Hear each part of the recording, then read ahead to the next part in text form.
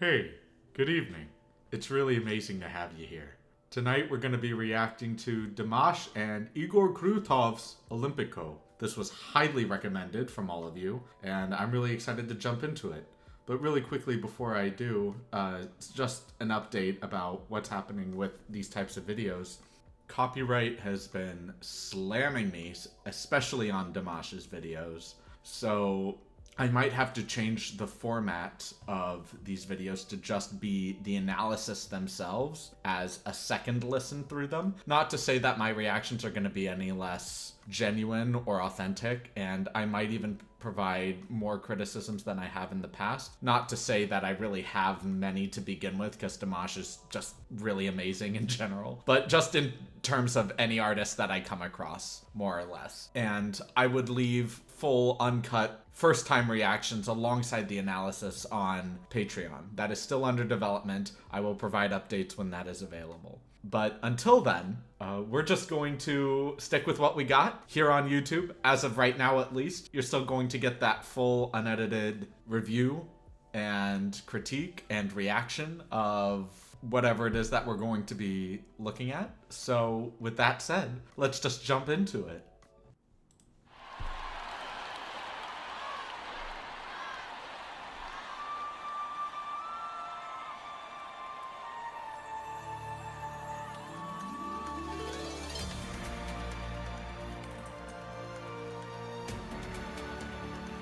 Just his body language.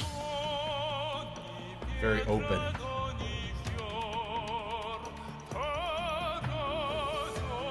Nice open vowels too. Love that.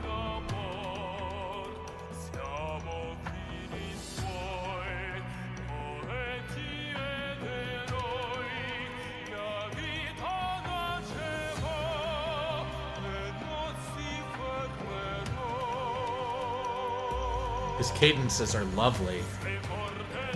And his rolled R's are so clean.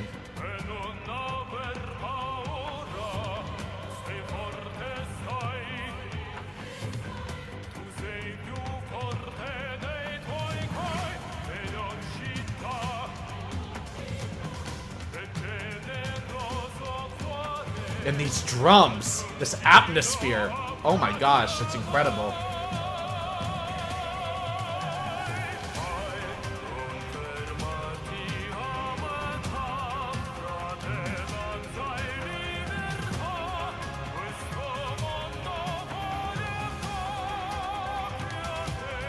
Yeah, okay.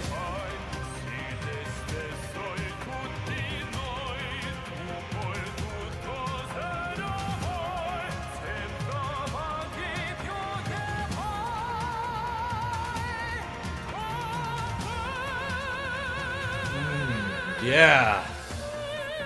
Ooh, that lovely transition from this, from his chest right into his head voice. Oh my gosh.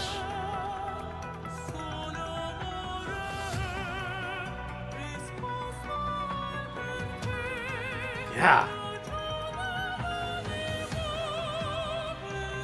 His cadences are so smooth. Oh my goodness. Oh, and that taper? Oh yeah. Oh, and then just kind of picking up that first round aggression and strength. Yeah. Yeah. Drums really carrying that power beat.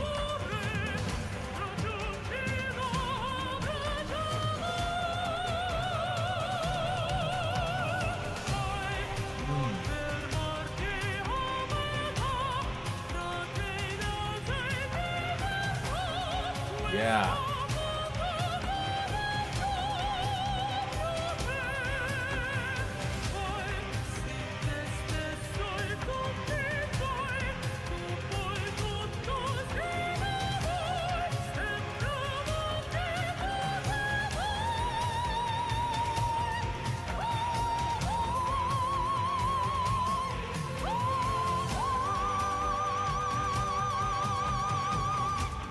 Yeah.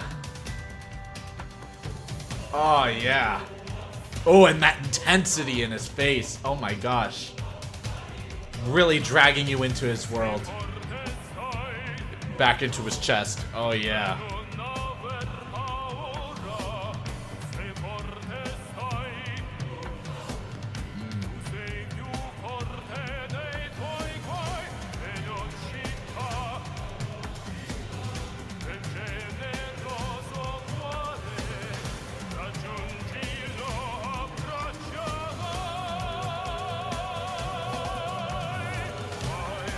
Yeah.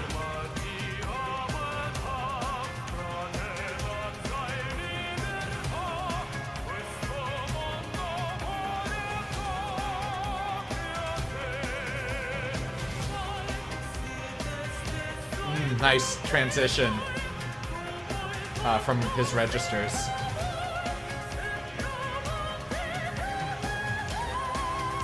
Ah, yeah.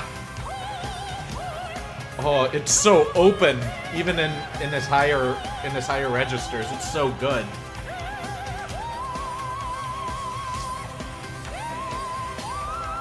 Oh yeah!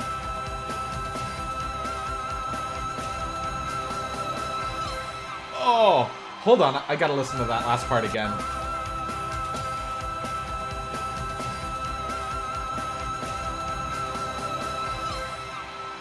Ooh. Ooh, yeah. Ooh.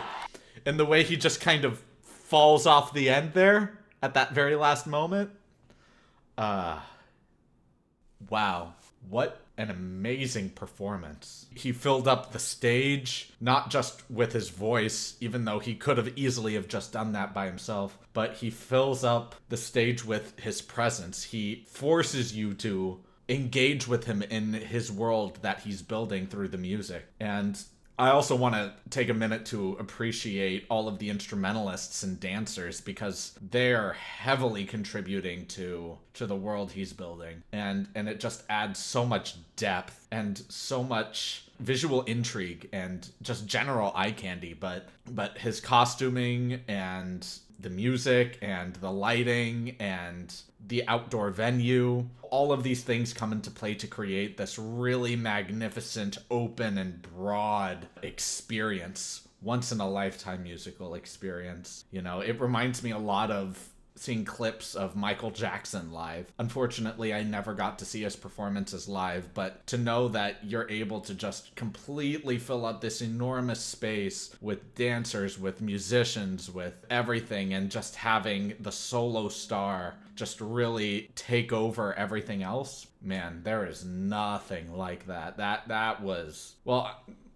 it's not like there's nothing like that, but it's to do it as well as Dimash can, and to just completely enthrall his entire audience of tens of thousands of people, I'm assuming, in tandem with his online audience. Wow. Just an amazing performance. He's such a great performer. Like, not just in terms of mastering his vocal skill, but his body language, the way he carries himself. And he didn't even do a ton of moving on stage. For the most part, I saw him just primarily in that one spot. But his eyes, you felt it in his eyes. You felt it in the way he moved his arms, and the way he moved his torso, and the way that he grounded himself in his legs. Yeah, that was really, really something special. Let's analyze it.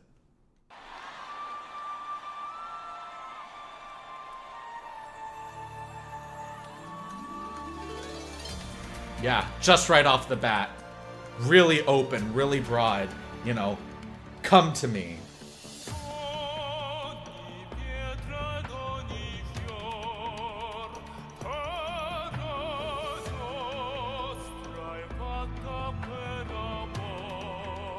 Yeah, just right off the bat. In classical singing, I would actually get critiqued for doing something like this. And by critiqued, I mean more criticized to not do something like that. And let me explain. He feels very weighted in each of his syllables, each of his notes. And I completely agree that what he's doing right now is the right thing. I think each syllable, each note should be weighted. Ba, da, da, da, da, da, da. And it's just very bum, bum, bum, bum. It doesn't feel as overarching connected as it could be. It feels really bouncy in a way, if that's the kind of environment that you're trying to pick up on. But at the same time, even though it has a lot of weight per note, it still at the same time feels very smooth, very connected. And it does create that effect of cadences that a lot of my teachers used to talk about, which is just creating this overarching hill-like experience where you're just kind of gliding over it instead of bouncing consistently. But even though there is a little bit of that sound, that bounce, you know, it still feels very connected, very overarching. And his cadences, like I mentioned before, are still very interconnected and still very smooth and seamless. Very difficult to create both effects at the same time, but he does that very well. So kudos to Dimash in that regard. Oh yeah.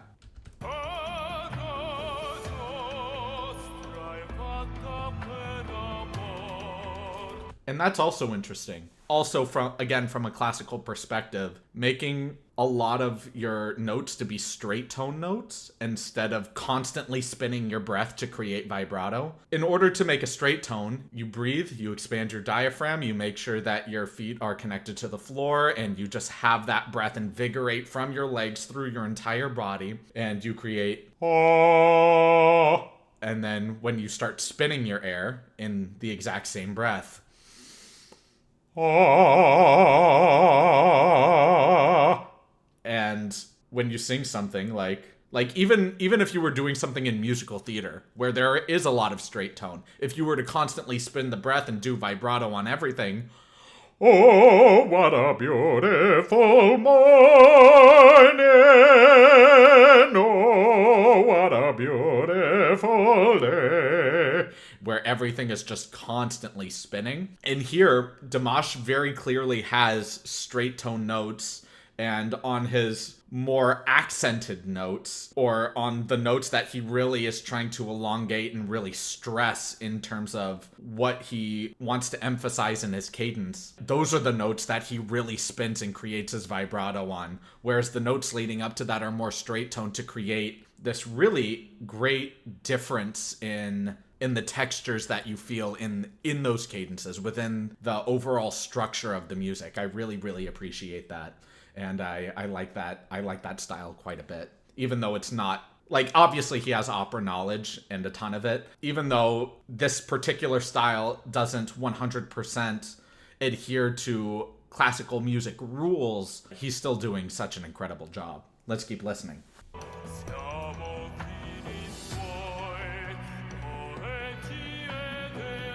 Straight tones. Yeah, and then Noi! And he has that diphthong. And the diphthong is where you have a word that has two vowel sounds in it, like I. You have ah, the open ah, and e. I. And when he does noi, no, e, with an open o, with a closed e, it's not like he's really biting into the e, like noi. It's noi. And you still have that kind of dark, rounded e, but e is a very difficult vowel to sing without chewing it because of how bright the vowel itself intrinsically is. So if you're able to round it out instead of going noi, just in biting it, you're just creating this nice open noi. Yeah, he does that very, very well. That is a sign of someone who has trained classically. Love that. Yeah, that jump was great too. And his use of dynamic is so dynamic. Yeah, and those sharp movements really just enthralls you. Yeah. Reaching out to his people. And just that background chorus is so good. Dun, dun, dun, dun. Yeah. Open awe, yeah. Oh. Yeah, and now it feels so much more legato now. Oh yeah. Oh, I love this music so much because it feels so smooth and wave-like, but you have these really intense drums in the background. You just feel this immense power and energy coming through from the drums that you're not even focusing on the drums. You're just feeling them while just fixating on Dimash. And Dimash is just... his voice just has just as much energy as those drums do. So you're just completely captured into his world. Oh, it's so good. Yeah, and it's still so smooth, even with that power.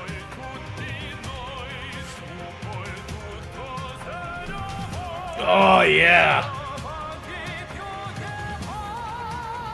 Oh, yeah. And then transition floatless. Oh, yeah.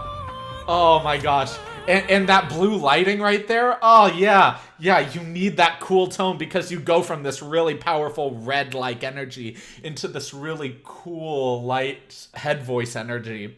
And it just adds so much visual intrigue and it just completely wraps you and enthralls you. Oh, yeah. Oh, yeah.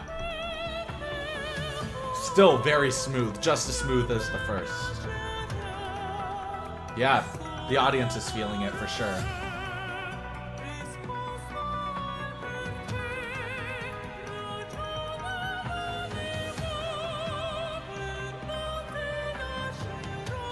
Yeah. Still, like, it could just be my ears, but I still feel a little bit of that separation from note to note. It's not very present or dominant. In this particular cadence, I will say that it feels like there could be a little bit of a better job connecting that instead of just it feeling a little bit more note to note, but I'm not going to be too critical about that.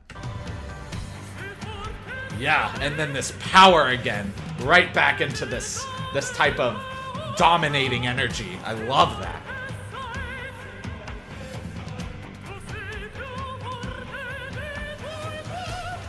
Yeah, reaching his hand. Oh, just look at him.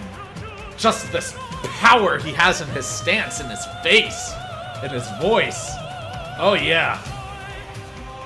And something else I will comment on too. One of my biggest criticisms in music school, to me directly, was having a furrowed brow when I sing. It would usually emphasize a lot of facial tension when I was singing. I'm a very expressive musician when I perform, and I'm able to entertain people very well, but in terms of just focusing on my technique, a little bit of that technique was sacrificed in order to create the performance that I wanted to make. And oftentimes when I was singing something either deeply emotional or deeply impactful, especially if I'm able to connect with those emotions internally, my brow would furrow often, and there was a lot of wrinkles in my face because I would really just tighten it to create a specific type of energy, a specific type of emotion. And I would try to keep all of my breath and my instrument just completely free and loose while just trying to portray the emotions in my face. But it's very, very, very difficult, if not damn near impossible to do that. So to create this level of intensity, you know, he does have facial tension. It's very obvious.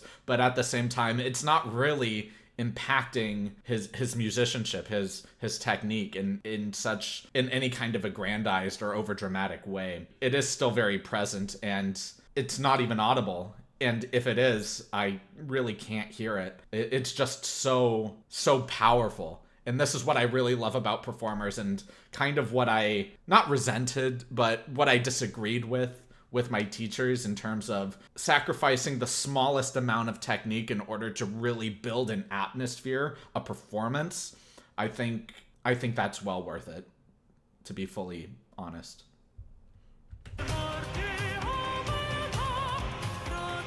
Yeah. Yeah, just his body language, man. It's so open.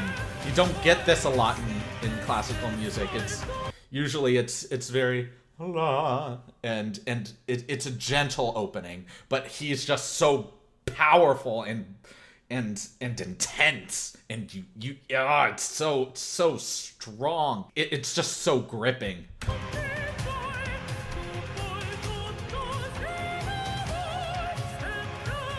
Yeah, and it's just so consistent too.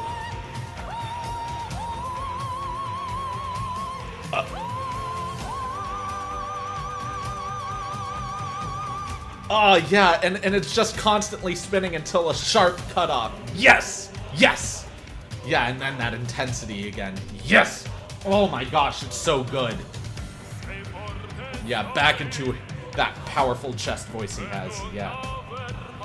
Yeah, and then, yeah, very straight tone on that.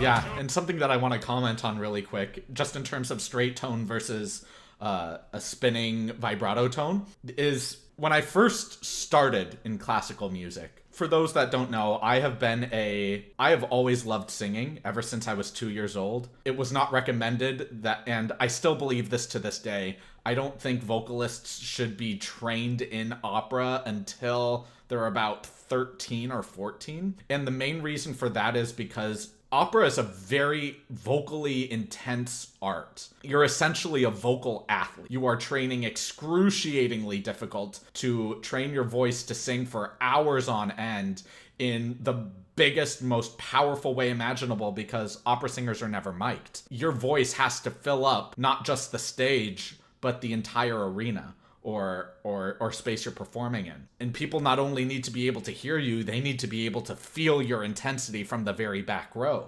And you can't just yell, and you can't sacrifice any of your technique. You just need to learn how to master skillful projection at that level. And it's so difficult, and it's so easy to completely burst and destroy your vocal cords if you're too young. Not to say that children are not capable of learning it, but it's more when you're going through puberty, your voice is undergoing immense change, and not just the sound that comes out, but your vocal cords. And your body in and of itself is going through an immense change of growth. So if you have a certain idea as to how something feels, and you're trying to push it to its maximum extent, but your body is growing in a different way, that you're starting to feel different sensations and just start feeling unsure about what or how something feels, or what it is that's happening when you were performing something so consistently before, but now it isn't. When starting around 13, 14, you get a little bit more consistency and a little bit more of a real in-depth understanding of your voice. But that being said, I heard he started his musical training at 5, and all power to him, he still sounds wonderful and amazing. So ultimately doesn't detract my personal view. But that being said, Dimash very clearly is an enigma. Just these heavenly vocals in a single person, and I really love that and admire that. So with that said, I used to think straight tone singing was not supported singing. I only thought that using your vibrato, singing to your maximum extent, was the only way to fully engage your body, fully support everything, and that was a very juvenile and naive way of thinking about singing. Because now, just in this performance alone, it's very clear that he is very well supported, and these notes are coming through very cleanly, very powerfully. Even though the breath itself isn't spinning, it's still very much a straight tone. And then he just makes the choice to emphasize and stress certain syllables to really create that more broad, open tone. And I like that a lot. That's really cool. Really cool stuff.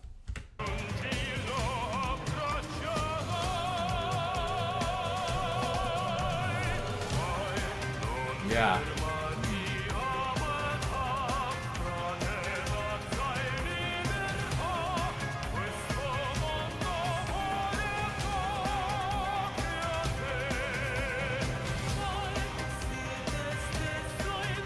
Yeah. Oh, that transition work was so clean.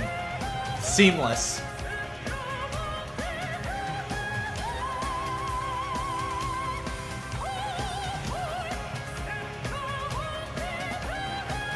Yeah.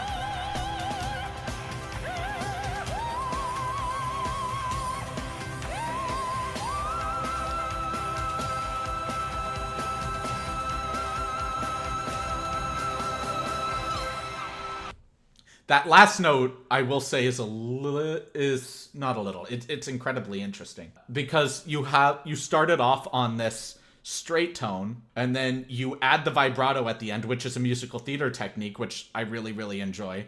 You just really hit the note, accent it, really stress it, and then you start spinning the breath at the end of it, and then do a cutoff. But it felt like it was a straight tone. It spun, went back into a straight tone, and tapered off. And if a student of mine were to do that, I would ask them to re-listen to their recording, because obviously all voice lessons need to be recorded. Or not obviously, if you guys have never taken voice lessons need to be recorded.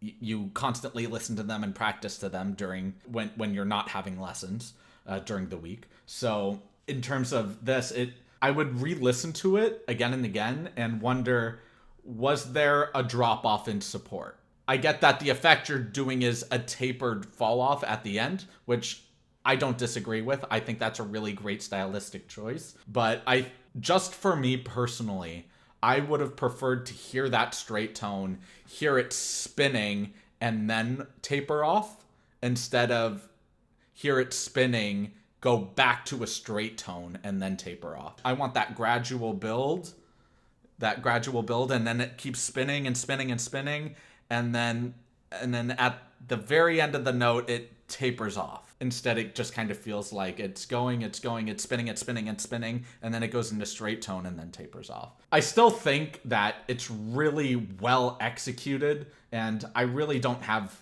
any complaints about it. Again, I think it's really lovely and really beautiful. I think that's just more of a personal taste, a personal preference that I would have. Also, just that ending technique, I have a question on, but at the same time, I'm not there live, and it could be just my own ears deceiving me, which has happened in the past. So, but ultimately, if you're a musician, you trust your ears and you trust your knowledge. So honestly, all power to him. Really great performance, really incredible work. His stage presence is unlike anyone else. It's so unique, so uniquely him. Yeah, all of this was just incredible. Absolutely loved it. Honestly, A+ performance in my critical review. Not that it's really critical if it's an A+, but it really is that good. It really is that good. Thank you all so much for being here and watching this video with me. I would really appreciate it if you guys commented what you would like me to either react to next, or if there's just other types of content that you would like to see me do. I'd be very interested to hear. And if you liked the video, please leave a like. If you disliked it, go ahead and dislike it and just let me know why. And I might address the comments either directly down in the comments, or I might address them in the next video. So please stay tuned for the next video, regardless of whatever it is, because you never know if I'm going to comment directly to it in that video. Yes, watch my videos. Anyway, I hope you all have a wonderful rest of your evening, and take care.